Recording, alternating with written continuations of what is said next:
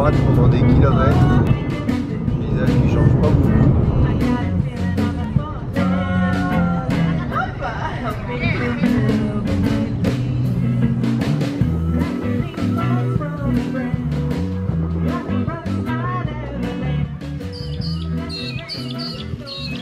Notre première nuit dans un camping australien à Monto, dans le bush, au bruit des perroquets.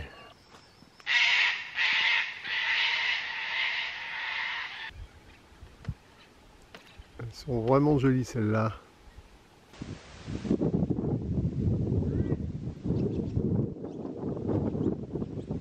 sont belles, hein?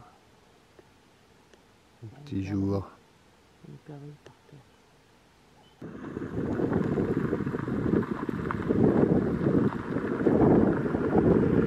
Nous sommes dans un parc national, Carnarvon Gorge, un lieu assez connu, assez couru, avec plein de superbes randonnées dans la forêt d'eucalyptus. Et au-dessus de nous, les falaises. On va monter là-haut. Et s'étend devant nous l'immense plaine que l'on a traversée en voiture sur des centaines et des centaines de kilomètres.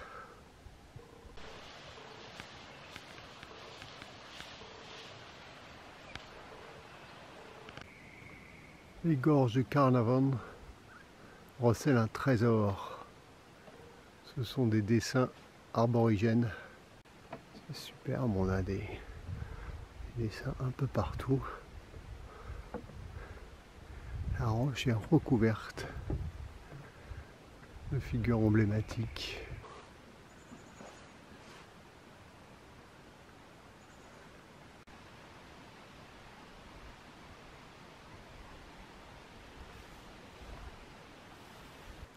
Ce site est le plus important, mais des pierres gravées et dessinées comme cela, il y en a plein la vallée. Pas trop sauvage, hein, quand même. Ils savent que les hommes leur feront rien.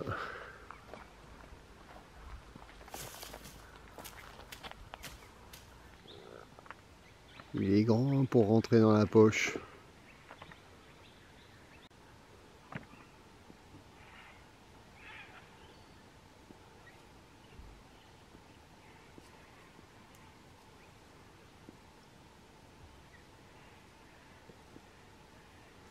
Ah ça y est, ah bah dis donc. Hop là, à la maison. Nous commençons notre descente depuis Bundaberg vers le sud. Notre première grande étape, bien entendu, c'est d'aller sur Brisbane. Mais auparavant, nous traversons Hervey Bay, une très très grande baie parsemée d'îles. Et là, on longe Fraser Island, la grande île qui ferme cette baie par rapport au large. Au moteur, courant dans le dos, tranquillou. C'est toute une île de sable, recouverte de végétation. Elle est très grande, hein. Et les falaises, enfin ce qu'on prend pour des falaises, là, c'est en fait des dunes. Le soir, Sodric au mouillage de Fraser Island. Au fond, on voit la mangrove.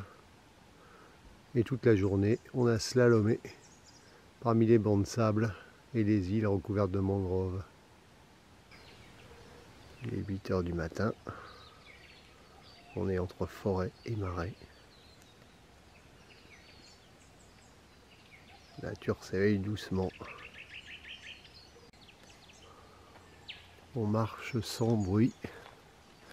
Notre espoir secret, ce serait de voir des dingos. C'est ici, paraît-il, que l'espèce est restée la plus pure. Plein de traces de dingos sur le sol. On voit bien les coussinets. Il y en a partout comme ça sur le chemin. Les verra-t-on, les dingos.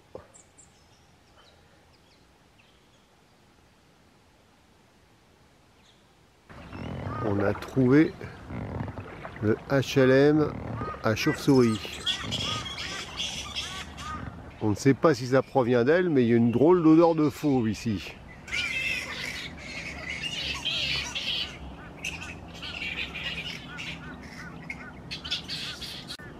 Petit museau de souris.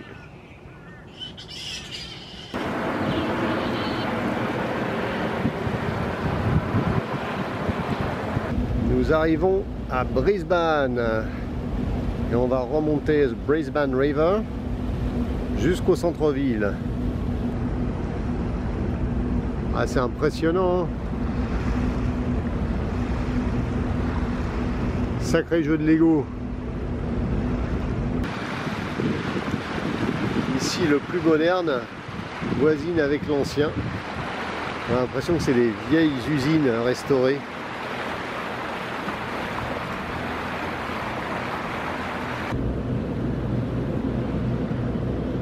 Et les bus ici sont particuliers.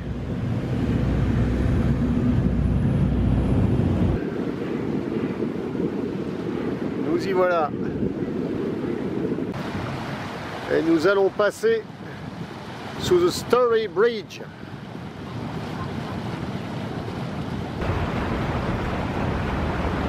Jamais on avait fait une telle navigation. En plein cœur d'une ville.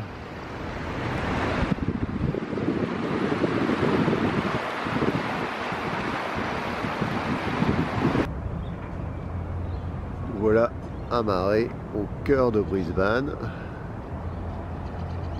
Devant nous, on a le Botanic Garden et la cité.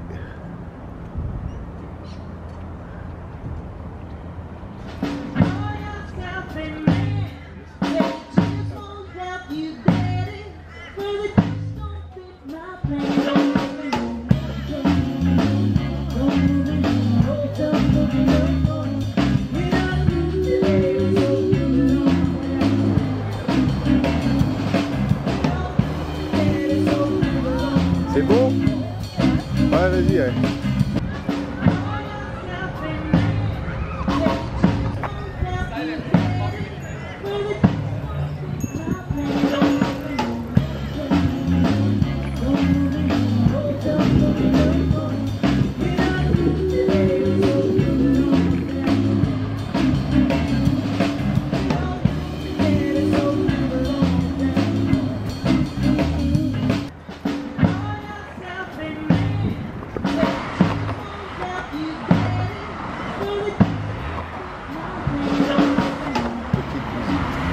Brisbane. On voit des koalas, guêpes de Tasmanie, des animaux qu'on espère voir dans la nature, mais c'est pas donné.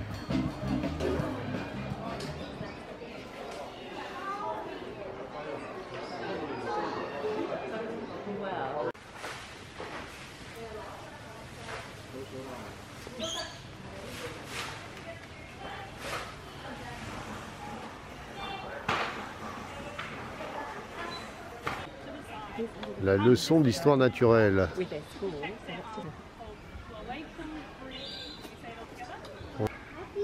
Et voilà les dingos qu'on n'a pas vus à Fraser Island. Ça fait une semaine normale, quoi. Il est gentil, le chat. Ça fait comme le chien pareil, hein.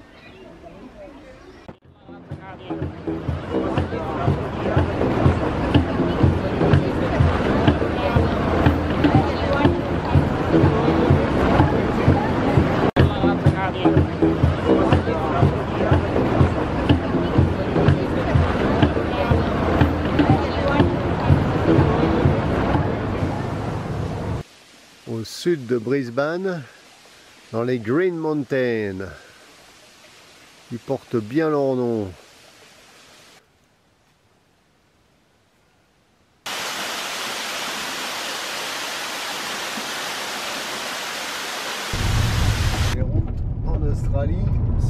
ça. Dès qu'on sort des sentiers battus, hop, on a des portions goudronnées et puis de temps en temps des portions qui ne le sont pas.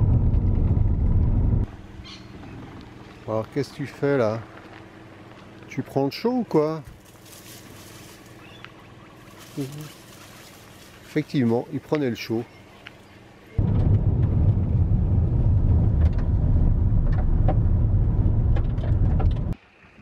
On arrive dans des villages, c'est l'Australie profonde. Il y a la route qui traverse le village où il n'y a quasi personne, quelques maisons autour, 2-3 magasins et c'est tout.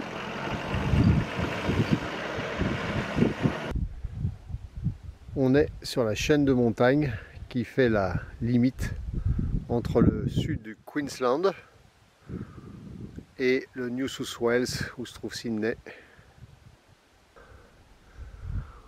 On monte sur les Bad Rocks. Ce sont d'immenses blocs de granit. Fontainebleau puissance 10. Ça grimpe dur hein, et tout droit. C'est incroyable de voir ces deux rochers, la façon dont ils sont en équilibre. C'est vraiment impressionnant.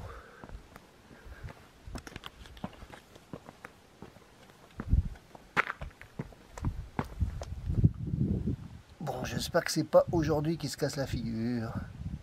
Les paysages australiens sont parfois surprenants.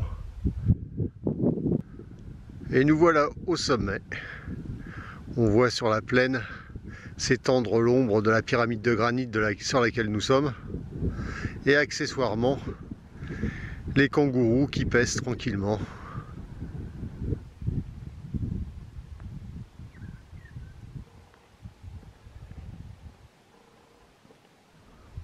Et tout ça avec l'odeur des mimosas. Super balade. Nous étions sur la route principale et nous sommes bloqués par un troupeau pour quelque temps avec le farmer qui est en quad.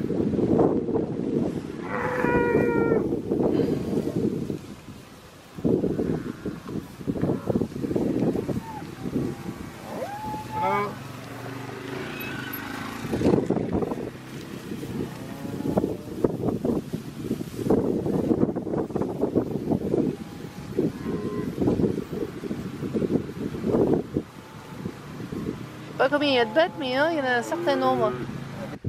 Toujours plus vers l'ouest. Nous sommes en route pour la petite ville de Texas. Et c'est sec, sec, sec. Il paraît que la sécheresse est vraiment inhabituelle là, en ce moment. C'est marrant parce qu'on est dans un lieu complètement isolé, perdu au milieu de nulle part.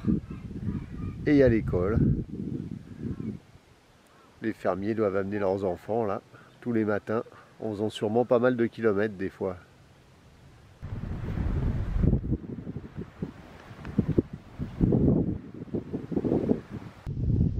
Un nouvel animal qu'on n'avait jamais vu dans la nature encore, un émeu.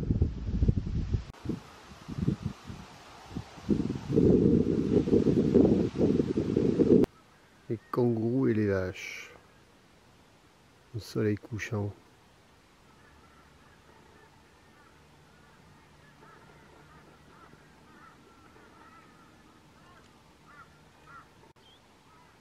Qu'est-ce qui vient m'embêter celui-là, il se dit le wallaby.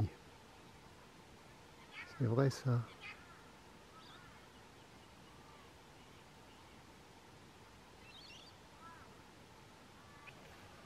Dernière halte. À un peu plus d'une heure de Brisbane. On prépare le feu, on prépare la tente. On va être bien là, on est en pleine nature. On est dans un terrain de camping, mais il paraît pas trop. Hein.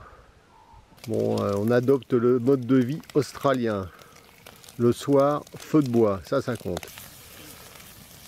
Bon, un petit peu de lard. C'est bon ça.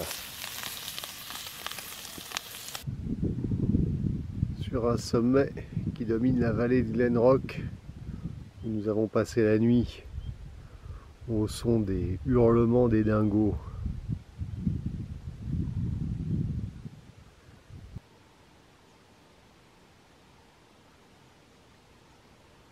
Ouais, il est beau celui-là.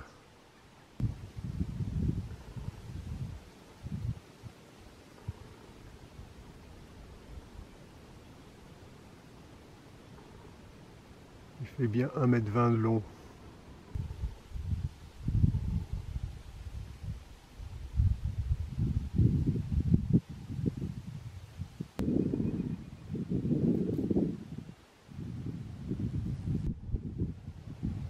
Pour l'instant, on n'a vu qu'un tout petit bout d'Australie. Mais les paysages qu'on a vus sont d'une variété, d'une beauté. C'est vraiment super.